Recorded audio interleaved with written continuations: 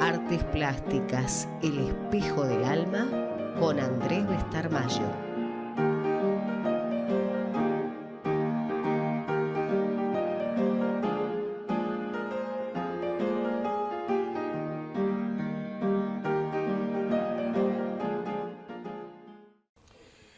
Bien, y entonces damos comienzo al programa y ahora voy a presentar al paisano.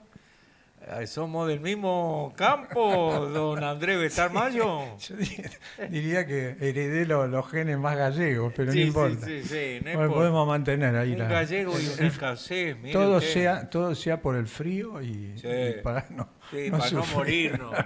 Porque somos guapos, pero no tanto. No tanto. Bueno, Andresito, hoy tenemos una visita especialísima, ¿no? Sí, estoy muy contento y manteniendo este nivel de entrevistas que vamos haciendo con el programa. La verdad que hoy vamos a presentar a Domingo Florio para los amigos Cacho. Domingo es uno de los grandes artistas que tiene la Argentina. Además le dedicó casi toda su vida a la docencia. Es así que en este momento se está exponiendo en la Facultad de Derecho un homenaje que le hace su cátedra con exposición de sus alumnos. Así que en ese sentido es un privilegio hoy tenerlo a Cacho para charlar un rato, para que nos cuente su trayectoria y además que nos hable de la docencia. Le damos la bienvenida. No. Maestro Florio, bienvenido. Muchas gracias por aceptar esta invitación. Muchas gracias a ustedes también por la entrevista. Bueno, Cacho, es muy importante esto que está pasando en la facultad. Lo que está pasando en la facultad es muy importante porque de alguna manera, la cátedra durante muchos años, ya cerca de 27 años desde que hizo la universidad, porque nosotros éramos antiguos docentes de la Pueyrredón, que era la matriz y fue la cuna de lo que después significó el paso a ser universidad, ¿no? Pero de alguna manera se hizo toda una cuestión que tuvo sus compromisos también, porque en ese traspaso hubo cambios que se dieron estructurales. Esos cambios estructurales, desde algún lugar, cambió un poco la manera de visualizar, una escuela, una academia de arte o una facultad de arte. Pero bueno, todo eso se está trabajando, se está luchando y distintas gestiones que fueron apareciendo, de alguna manera se están preocupando porque la universidad mantenga un nivel académico que corresponde, ¿no? Es decir, yo fui vicerrector en 2 instancias, y después trabajé, en la Pueyrredón durante muchísimos años, estuve como vicerrector durante 2 gestiones, la gestión del comienzo del año 83, y después en el 2000, cuando cambió la gestión, y fue el rector Marino Santamaría, que fue de alguna manera que me llevó a que yo fuera a acompañar en esa gestión que duró casi 9 años. Después fue el traslado y el traspaso a ser universidad. Bueno, yo en ese momento, es decir, trabajé mucho y para mí un poco fue todo una experiencia de vida, una experiencia que de alguna manera cambió todo lo que yo venía haciendo, porque de alguna manera, es decir, yo desde muy pequeño, es decir, no tenía un contacto con el arte de una forma, vamos a llamarle, tan seria como la tomé después. Es decir, yo estaba inclusive estudiando otra carrera. Yo estaba haciendo abogacía y bueno, en ese momento, es decir, fue una crisis muy fuerte donde cambié y pasé a ser estudiante de Bellas Artes, que me cambió totalmente todo de lo que hace, es decir, a la búsqueda de qué es lo que uno pretende a través de toda esta situación y toda la formación que uno va teniendo. En la carrera artística yo encontré realmente un sentido a la vida. Es decir, encontré de alguna manera que el hacer pictórico significaba un profundo y gran, vamos a llamar, desahogo en cuanto a las circunstancias que uno mira, pero también un compromiso muy fuerte en que no todo lo que uno hace siempre va a tener el resultado que uno pretende, y que es así que creo que no se llega nunca a alcanzar esa cima que de alguna manera uno dice tiene ese compromiso de encontrar ese camino que hicieron los grandes maestros de la pintura, ¿no? Cacho, en relación a esto, 3 puntos claves que tuvo tu cátedra y que fomentabas vos metodológicamente. A ver, tiranos algún dato sobre eso. ¿Cómo es que la gente sigue tan marcada con relación a esa cátedra y que justamente generaba esa diferencia con esta nueva propuesta que hacía Luna? Yo por favor, perdón la interrupción, no te alejes del micrófono. Bueno, lo que pasa que de alguna manera todo esto, como yo dije al comienzo, que podría significar que hay un cambio, sí, hay un cambio porque nosotros si vivimos una instancia que fue la de los maestros del taller, de los distintos talleres, del grabado, de la escultura, de la pintura, de la cerámica, de todo lo que puede ser a ese hacer. Lógicamente el cambio llevó a que esos maestros fueron de alguna manera jubilados, y esa formación no la pude borrar. Y si esta cátedra, de alguna manera en sus años de permanencia que tuvo, logró algo, es haber alcanzado poder unir esta nueva concepción de lo que es el estudio académico, pero sin olvidar lo que es el oficio y el taller. Es así que en esta muestra que se hace, es una muestra que de alguna manera es como una especie de mostrar lo que se vino haciendo a través de los años.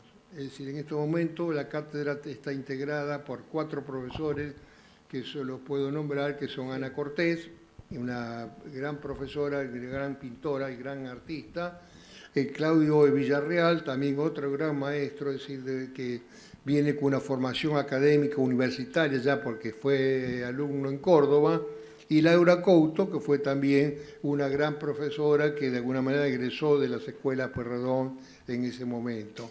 Bueno, con ellos y algunos que se han jubilado ya, que han partido, Perla Bajer, Lucrecia Aranda, que ya dejaron de la cátedra nuestra, y esa cátedra significó que se sigue permaneciendo a pesar de que lógicamente yo ya estoy jubilado, empecé con la jubilación este año, es decir, sigo dando clases. Y sigo dando clases ¿por qué? Porque hay un reclamo muy fuerte de los alumnos, no por la imagen que yo brindo ni lo que yo hago, sino por lo que yo transmito a través de qué, de ese conocimiento donde yo siempre dije, nosotros la cátedra no somos los que vienen y decimos qué es lo que hay que hacer, sino venimos a entenderlos a ustedes en qué forma nosotros, por ser más grandes, podemos ayudarlos. Es decir, que es otra relación. Y esa relación hace que en esta muestra que se presenta ahora en el centro de los Pasos Perdidos, transmite la existencia de que no son los alumnos actuales, los artistas actuales, pues yo siempre digo, cuando los recibo en el proyectual, son ya alumnos que han pasado por toda esa formación académica y que lógicamente ahora están buscando su camino. Y ese camino nosotros no lo podemos traducir en decir, hay que hacer esto porque esta es la verdad. No, cada cual tiene la suya. Y lo que es importante es que cada cual en ese camino va encontrando y transfiriendo cosas que a nosotros también nos sorprenden. A mí, por ejemplo, previo a mi jubilación me preguntaba cuándo yo me jubilaba. Le digo, yo me jubilo, digo, porque yo en mi carrera artística, mi formación, mi taller, lógicamente me trae una gran satisfacción. Pero cuando yo salgo de ese taller me encuentro con el dilema existencial de encontrar un poco la soledad de un lugar diferente que se transmite y que se produce en las obras. Ustedes ya conocen algunos de los que han pasado por el taller y otros que van a conocer en la medida que le vamos a ir acercando. Tengo de todos los niveles y gente que no está trabajando con la imagen post-Florio, post-Cortés o post-Villarreal, sino que están buscando su propio camino. Y lo han encontrado porque yo en estos momentos tengo un profundo respeto por ello. Realmente hay obras que son ya, que trascienden, vamos a llamarlo lo cotidiano, y si son obras de grandes personas que ya están buscando su propio desarrollo. Esto trae a colación también de que hoy vivimos una situación bastante compleja en lo que hace a las artes visuales. Por ejemplo, es decir, yo no prescindo, yo fui director de un posgrado que era especialización en medios y tecnologías para la producción pictórica. Quiere decir eso, que no abomino ni rechazo lo digital, ni rechazo lo que es tecnológico, pero ojo, eso se subordina a una necesidad que es el camino del artista plástico pictórico. Y eso, lógicamente, fue lo que está un poco en discusión. Ahora, Cacho, aprovechándote y teniendo tanta experiencia en el campo docente y específicamente en las escuelas, ¿no? que con relación a esto, primero con el Instituto Universitario, el IUNA, y ahora la UNA, transformado en UNA, yo veo que antes no había que explicar tanto, era la especialidad de pintura, claro, no era proyectual. Y en relación a eso, vos viviste como alumno también un cambio total, que no solamente fue un cambio político, desde el punto de vista de un golpe de facto que genera un plan del 58. Sí. Ahora ese plan del 58, contradictoriamente, fue creado por grandes artistas que no tenían un pensamiento nacional y sí un pensamiento más introspectivo, con una mirada más universal, ¿no? Sí. Qué sé yo, Butler, Basaldúa, estaban dentro de ese planteo de Ferrari, Cartier. Sí. O sea que no podríamos decir que, como hoy podríamos hablar de gorilas, sino que eran artistas que tenían un posicionamiento ante la vida que está más relacionado con esto que vos planteabas, ¿no? Sí. De hacer un trabajo más introspectivo que hacer un trabajo de campaña doctrinaria sobre una imagen nacional. Y sobre la obra, y la obra de ellos como fundamento de su existencia. Porque yo realmente te digo, he visitado los talleres de esos grandes maestros y sinceramente, es decir, mirá, viene hacia la situación de recordarlo, un Antonio Pugliga, claro, un Aurelio claro. Macchi, que te daban un lugar donde te reconocían a vos en tu trayectoria como un luchador para alcanzar esa cima, pero que ellos no se ponían a la vanguardia, sino esto tenés que hacerlo así. Inclusive te ayudaban en momentos, en instancias, donde vos tenías una cierta decepción con respecto a lo que te estaba pasando, y ellos te decían, mira, esto te va a pasar porque lógicamente es el proceso de caminar en este camino del arte. No es todo fácil. Yo me encontré un día con Enrique Gaimari, que voy al taller y estaba trabajando un ébano en un gran escultor, y resulta que, bueno, se acerca con un serrucho y me dice, pruebe. Digo, no, maestro, ¿cómo voy a utilizar una obra que que usted está realizando. Bueno, sin embargo, es decir, de esa manera fue un poco el vínculo que yo fui teniendo con toda esta situación. Y fue lo que de alguna manera yo en estos momentos, no sintiéndome de esto desligado de otros grandes compañeros y colegas que están trabajando actualmente en el UNA, es decir, seguimos manteniendo ese perfil de querer, sobre todas las cosas, el hacer. Pero hay, Domingo, fíjate que es interesante, porque si bien tus maestros, casi todos, venían con una gran influencia de Europa, de la Escuela de París, Claro. se habían contrapuesto un tiempo antes a lo que ellos consideraban como academia. Sí.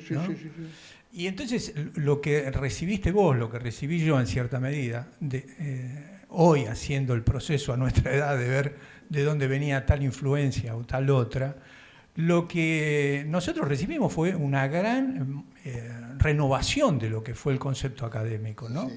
Porque ya todo lo que planteaba, qué sé yo, Spilimbergo con la Academia de André Lot, con el Tratado del Paisaje, todo un poscubismo que tenía poco que ver con ese clasicismo de principio de siglo. Y en ese sentido era un trabajo más introspectivo que un trabajo técnico de representación. Totalmente. Perdón, voy a ser imprudente. Les Sí. voy a pedir a ambos una pausa y volvemos. Bueno, Estamos de vuelta y entonces ahora contestar el desafío. Yo te planteaba esto de esa renovación que muchas veces se ve como lo académico, como que la academia se había quedado en principio de siglo y ya venía de procesos de cambio muy fuertes, ¿no? El planteo de todo lo que era la escuela de Macchi, con todo el proceso que traía de Sarkis en escultura, ya generaba un gran cambio en la metodología académica, ¿no? Porque inclusive muchos de ellos tuvieron una formación europea. Es decir, por ejemplo, Aurelio Macchi trabajó con Sarkis, es decir, en Europa mucho tiempo y lógicamente, bueno, pero ¿qué hizo? Transformó todo ese aprendizaje, todo ese conocimiento que recibió desde un lugar que era nuestro país, la Argentina. Y todas estas personas que estamos hablando, es decir, Puglia, Macchi, Miguel Ángel, ¿no? Vidal, maestros. Miguel Ángel Vidal. Vidal es una maravilla de persona, aparte un gran maestro. Es decir, con los cuales yo tuve una vinculación muy fuerte, porque ellos de una manera, yo digo, siempre agradezco, que me dieron ese sustento para poder continuar y comprender lo que era el arte así, el compromiso artístico. Yo, es decir, cuando entro al taller, no sé qué voy a hacer. Y eso es lo mejor que me puede pasar. Porque no voy con un esquema, ni voy con una receta, sino que voy al encuentro. La aventura. A la aventura. Y ese encuentro es lo que yo transmito cuando digo a mis alumnos, a mis compañeros, colegas, artistas más jóvenes, es decir, ustedes tienen que aceptar que muchas veces no van a saber qué van a hacer, pero en ese encuentro ustedes van a ir viendo que no es un problema de racionamiento, es decir, de tipo mental, sino que es algo que surge, es decir, en ese contacto con la materia, con el color, con la escultura o con el grabado. Pero ahí estarías justo a contramano de lo que hoy se plantea como metodología en la universidad, claro, que es la teoría o el valor ideológico, ¿no? Claro, porque de una forma yo creo que ese fue el gran, vamos a llamarle, la gran situación. Yo, estando en Europa, estaba en España, porque fue con la época difícil, en el 76, yo en el 79 viajé a España a instancias de mi familia, de mi madre fundamentalmente, y estuve viviendo cerca de un año. Yo en España, vi en Italia, estuve en Francia, estuve en Grecia, y realmente en esas instancias yo me acuerdo que con el que era el decano inicial de la que era la Universidad Complutense de Madrid, me dice Florio, dice, escúcheme, dice, nosotros cuando hicimos el traslado de lo que era la Academia Real de San Fernando, que era la antigua y prestigiosa Academia de Bellas Artes de España, dice, mantuvimos la estructura y mantuvimos ese piso que eran los que tenían los grandes maestros.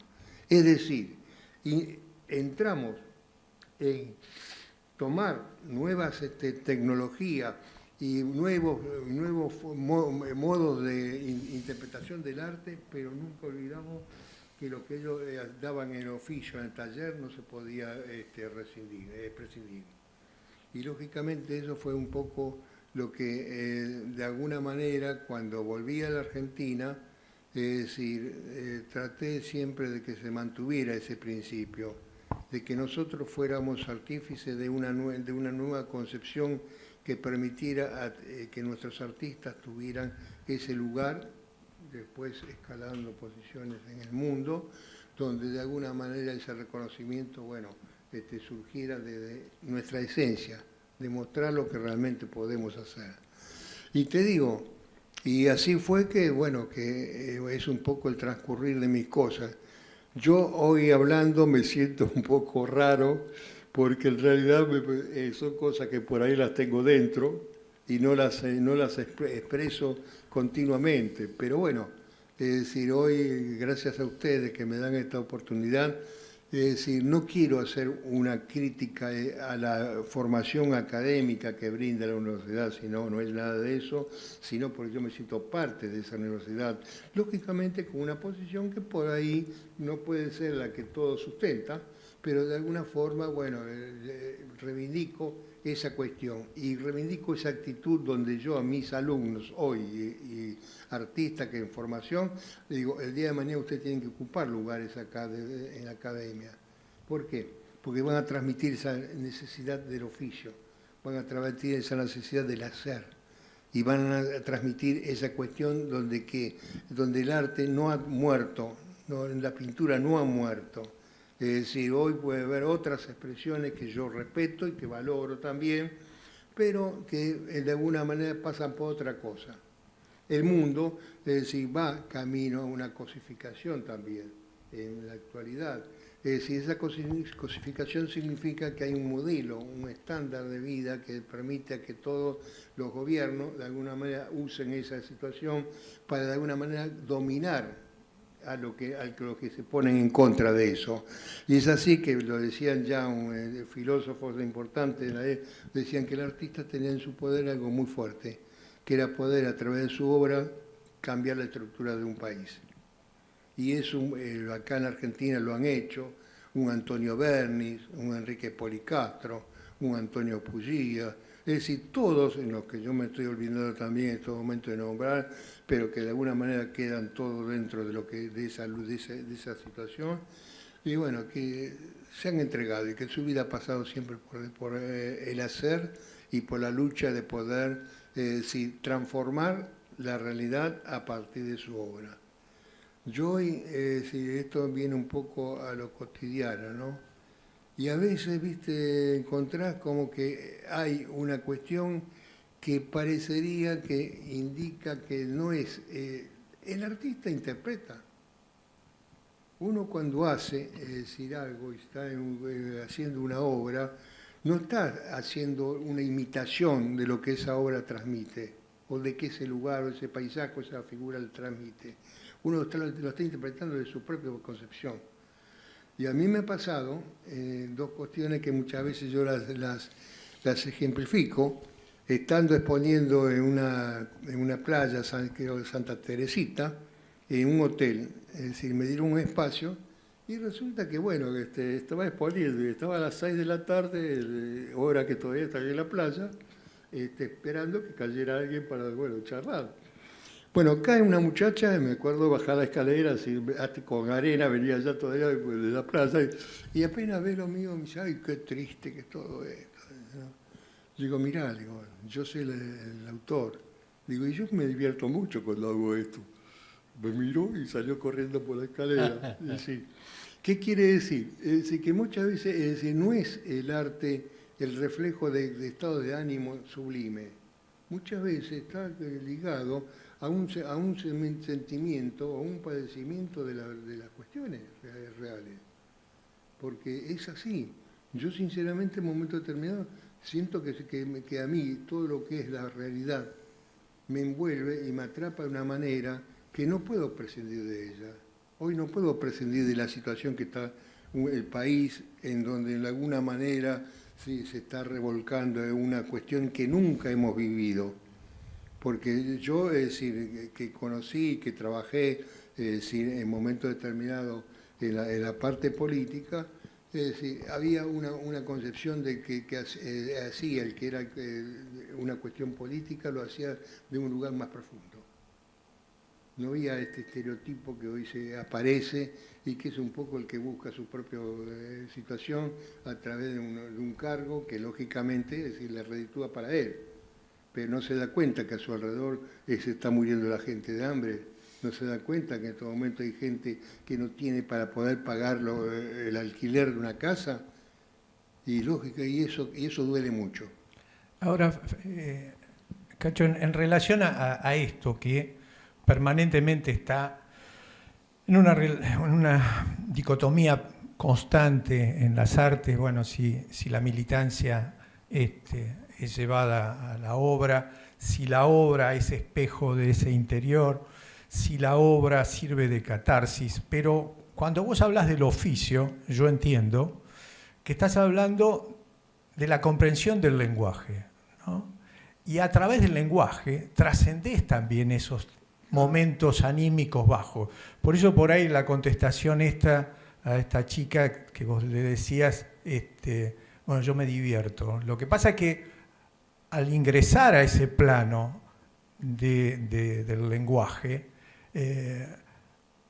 llegar a concretar lo que uno está sintiendo en función a la forma, en función a la materia, en función al color, y quedarse uno tranquilo porque expresó en cierta medida lo que quería decir, es un regocijo porque se lo sacó, ¿no? Sí. Y en ese sentido yo lo siento como que lo trascendés. Sí, lo que pasa es que viste que en esto es una cuestión que muchas veces, como yo digo, ¿qué esperás vos? Y espero arañar ese aura que tuvieron los grandes maestros de la pintura y que no alcanzaron. Me acuerdo de Historia de Giacometti, un gran escultor europeo, que el tipo tenía todos los premios internacionales, todas las bienales, y estaba sentado en un café, es decir, pensando en la obra que tenía que ir realizando en el taller. Y cuando llegaba al taller, iba el modelo y dice, no, hoy no posés, dice, porque no estoy para pintar o dibujarte. Dice, pero maestro, dice usted, dice, no, esto es una porquería lo que hice, y lo tiraba. Es decir, que en esto están jugadas muchas cuestiones. Yo esa contestación que tuve así media cómica, decía esta muchacha, era para significarle de que no pasa todo, que triste que es. Claro. Porque uno agarra la obra de los grandes maestros, yo por ejemplo en el Museo de Bellas Artes, la obra del Sin Pan y sin Trabajo desde la Cárcova, la miro y de alguna forma digo, qué bárbaro.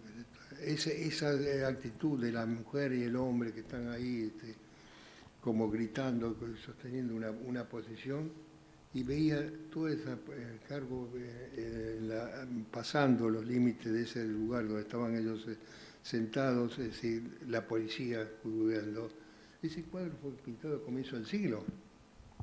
Y yo cuando miraba esa obra me encontraba con la dictadura militar del año 76, donde de alguna manera yo lo sufrí, vivió en muchos compañeros que estábamos en ese momento estudiando, nos encontramos con ese dilema. Es decir, un dilema donde de alguna manera no se respetaba, es decir, nada, sino que te avasallaban directamente, es decir, porque lógicamente había que combatir a lo que ellos consideraban que era la subversión. Y acá, es decir, en esa instancia yo conocí mucha gente, y mucha gente que vi que sufrieron y lo padecieron en carne propia todo eso. Yo tuve compañeros que desaparecieron, compañeros que estuvieron presos mucho tiempo, y que lógicamente, bueno, hoy día nos encontramos y nos comunicamos a través de que ellos, a pesar de todo, es decir, salieron de esa situación porque pudieron salvarse, y bueno, y siguen trabajando en su obra, donde hay reflejo y expresiones de esa vivencia que tuvieron. Que en el caso se me ocurre, tomando el discurso tuyo y el de Andrés, es primero, tu interior está atravesado por determinadas cosas. Eso después se va a reflejar inevitablemente en la tela. Por eso hoy dijiste, seguimos usando esa anécdota de la muchacha, tu regocijo es el que propone Andrés. Vos pudiste mostrar tu alma, ¿verdad? Y eso solo ya era un logro, y en tal caso una emoción, ¿verdad? Que no necesariamente era para reírnos, podría ser para llorar. Totalmente. ¿Verdad? Sí, Bien. Y vuelvo unos pasos atrás, cuando hablabas, hay una prédica constante que yo admiro de Andrés, que evidentemente ustedes hablan el mismo idioma, y yo me quedo con eso, yo que no estoy en el rubro de ustedes, ni mucho menos, me digo siempre que, traducido en palabras simples desde mí, la emoción, esto es lo que vos estás proponiendo y lo que propone permanentemente Andrés para vuestros alumnos, ayer u hoy, es: yo te voy a dar herramientas, por cierto que sí, pero lo que tiene que triunfar es tu interior. Vos sos el artista, tu emoción tiene que superar a la razón. Totalmente. La razón es solo para usar tal o cual pincel, por decir vulgarmente. Y te comento también que yo creo que es una época donde los chicos, los que estudian, tienen mucho talento, pero se le puede decir que ese talento muchas veces falta con un compromiso donde se involucra todo esto que estamos hablando. Ese compromiso se hace también la posibilidad de que sepan aceptar que no todo le va a hacer salir de una manera, que van a tener que luchar y que van a tener que sufrir decepciones y que van a tener que pasar en momentos determinados situaciones por las cuales lógicamente una persona que vive en otro lugar no lo sentiría, pero que el artista de alguna forma se ve comprometido. No le es dado, sino que hay que buscarlo. Y entonces, bueno, cuando uno ve todo esto, es decir, dice, ¿qué pasa? Yo ¿cuál es lo que me ata a mí en estos momentos?